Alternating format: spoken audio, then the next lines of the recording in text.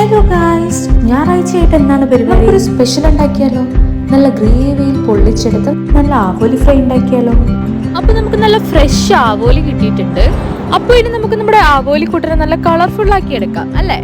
അപ്പോൾ നമുക്ക് കുറച്ച് മഞ്ഞൾപ്പൊടി, പിന്നെ ആവശ്യത്തിന് മുളക് പൊടി, പിന്നെ ആവശ്യത്തിന് ഉപ്പ്, പിന്നെ കുറച്ച് കുരുമുളക് പൊടിയും കൂടി ചേർത്ത് നന്നായിട്ടൊന്ന് മാരിനേഷൻ ചെയ്ത് വെക്കാം. മാരിനേഷൻ ചെയ്യുമ്പോൾ നമുക്ക് കുറച്ച് കോക്കനട്ട് ഓയിലും കൂടി ചേർക്കാം. അപ്പോൾ പൊടിക്ക് നല്ലൊരു മണം നിങ്ങൾക്ക് കിട്ടും. ഇനി നമുക്കിതിലേക്ക് വേണ്ടുന്ന ഗ്രേവി റെഡിയാക്കാം. അതിന് നമുക്കൊരു ഹാഫ് സവാളയാണ് എടുത്തിട്ടുള്ളത്, പിന്നെ ഒരു ഹാഫ് ടൊമാറ്റോ, പിന്നെ കുറച്ച് ഇഞ്ചി വെളുത്തുള്ളി. ഇത് നാലും കൂടി ചേർത്ത് നന്നായിട്ടൊന്ന് മിക്സിയിൽ പേസ്റ്റ് പോലെ അടിച്ചെടുക്കാം.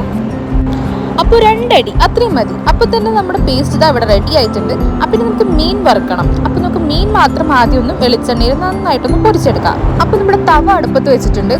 തവ ചൂടായതിനു ശേഷം നമുക്ക് അതിലേക്ക് കോക്കനട്ട് ഓയിൽ ഒഴിക്കാം. ഇനി നമുക്ക് മീൻ പൊരിക്കുമ്പോൾ മീൻ അടിയിൽ പിടിക്കാതിരിക്കാൻ വേണ്ടി കറിവേപ്പില വെച്ച് കൊടുക്കാം.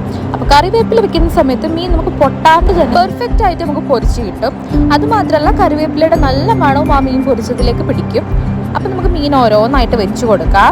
അപ്പം നമുക്ക് മീൻ 2 സൈഡും നന്നായിട്ടൊന്ന് മുരിച്ചെടുക്കാം. അപ്പോൾ 2 സൈഡും നന്നായിട്ട് ഇതാ മുരിഞ്ഞു വന്നിട്ടുണ്ട്. നമ്മുടെ മീൻ ഇതാ നല്ല ക്രിസ്പി ആയിട്ട് തന്നെ പൊരിച്ചെടുത്തിട്ടുണ്ട്. ഇനി നമുക്കിതാ ഗ്രേവി ഉണ്ടാക്കണം. നമുക്ക് ചട്ടി അടുപ്പത്ത് വെക്കാം. ആവശ്യത്തിന് വെളിച്ചെണ്ണയും ഒഴിച്ചു കൊടുക്കാം. ഇനി നമുക്ക് അടിച്ചു വെച്ച ഈ പേസ്റ്റ് നമുക്കിതാ ചട്ടിയിലേക്ക് ഇട്ട് കൊടുക്കാം. അപ്പോൾ സവാളയുടെയും തക്കാളിയുടെയും ഇഞ്ചിയുടെയും വെളുത്തുള്ളിയുടെയും ഒക്കെ ഒരു പച്ചമണം മാറുന്ന വരെ ഈ ഒരു വെളിച്ചെണ്ണയിൽ നന്നായി മൂപ്പിച്ചെടുക്കാം. പച്ചമണം മാറുന്ന വരെ നന്നായിട്ടൊന്ന് വഴറ്റിയെടുക്കുക.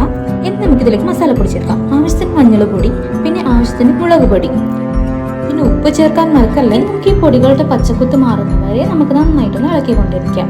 ഗ്രേവിയും പൊടികളും നന്നായിട്ടൊന്ന് മിക്സ് ആയിട്ട് വരണം. ഇനി നമുക്ക് ആവശ്യത്തിന് കുരുമുളക് പൊടി ചേർക്കാം.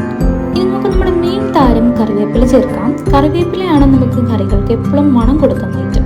അങ്ങനെ നമ്മൾ കറിവേപ്പിലയും കൂടി ചേർത്ത് കഴിഞ്ഞിട്ട് നമ്മുടെ ഗ്രേവി ഇതാ ഇവിടെ സെറ്റ് ആയി കഴിഞ്ഞാൽ നമ്മുടെ ഫൈനലായിട്ടുള്ള ഐറ്റം ലെമൺ. അപ്പോൾ ഗ്രേവിയുടെ പുളിക്കനുസരിച്ച് നമുക്ക് ലെമൺ പിഴിഞ്ഞൊഴിക്കാം. ലെമണും കൂടി ചേർക്കുമ്പോഴാണ് ഈ ഒരു ഗ്രേവിക്ക് നല്ലൊരു ടേസ്റ്റ് കിട്ടുന്നത്. ഒരു റെസ്റ്റോറൻറ്റ് ടേസ്റ്റ് തന്നെയായിരിക്കും ഈ ഒരു ഐറ്റം. നിങ്ങൾ എന്തായാലും ഒന്ന് ട്രൈ ചെയ്ത് നോക്കാം.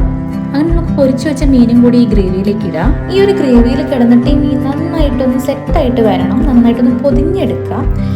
അപ്പോൾ ഞാൻ മീനും ഗ്രേവിയും ഇതാ ഈ ഒരു പാനിലേക്ക് മാറ്റിയിട്ടുണ്ട്. ഇതിലാവുമ്പോൾ നന്നായിട്ടൊന്ന് പൊരിച്ച് തന്നെ കിട്ടും. നമുക്ക് ഗ്രേവിയുടെ വെള്ളമൊക്കെ വറ്റി നന്നായിട്ടൊന്ന് പറ്റി വരണം. അതാണ് ഇതിൻ്റെ ഭാഗം. ആ എണ്ണ ഇങ്ങനെ ഇതിൻ്റെ മുകളിലായിട്ട് തെളിഞ്ഞു വരും. അപ്പോൾ ഇനി നമുക്ക് ലാസ്റ്റായിട്ട് കുറച്ചുകൂടി ലെമൺ ഇതിൻ്റെ മുകളിലേക്ക് പിഴിഞ്ഞൊഴിച്ച് കഴിഞ്ഞാൽ നമ്മുടെ മീൻ പൊള്ളിച്ചത് ഇവിടെ റെഡി ആയിട്ടുണ്ട്. അപ്പോൾ നമ്മുടെ വീഡിയോ ഇനിയും സബ്സ്ക്രൈബ് ചെയ്യാണ്ട് കാണുന്ന ഒരുപാട് ആൾക്കാരുണ്ട്. അപ്പോൾ നമ്മളൊന്ന് സബ്സ്ക്രൈബ് ചെയ്ത് സപ്പോർട്ട് ചെയ്യുക. നമ്മുടെ വീഡിയോ ഇഷ്ടപ്പെട്ടിട്ടുണ്ടെങ്കിൽ ലൈക്ക് ചെയ്യുക, ഷെയർ ചെയ്യുക, കമൻറ്റ് ചെയ്യുക. നിങ്ങളുടെ ഫീഡ്ബാക്ക് എന്തായാലും കമൻറ്റ് ചെയ്ത് അറിയിക്കുക. അതുപോലെ ഈ ഒരു ഡിഷ് ഇഷ്ടപ്പെട്ടിട്ടുണ്ടെങ്കിൽ ഒന്ന് ട്രൈ ചെയ്ത് നോക്കിയിട്ട് ഫീഡ്ബാക്ക് കമൻറ്റ് ചെയ്യാൻ മറക്കരുത്.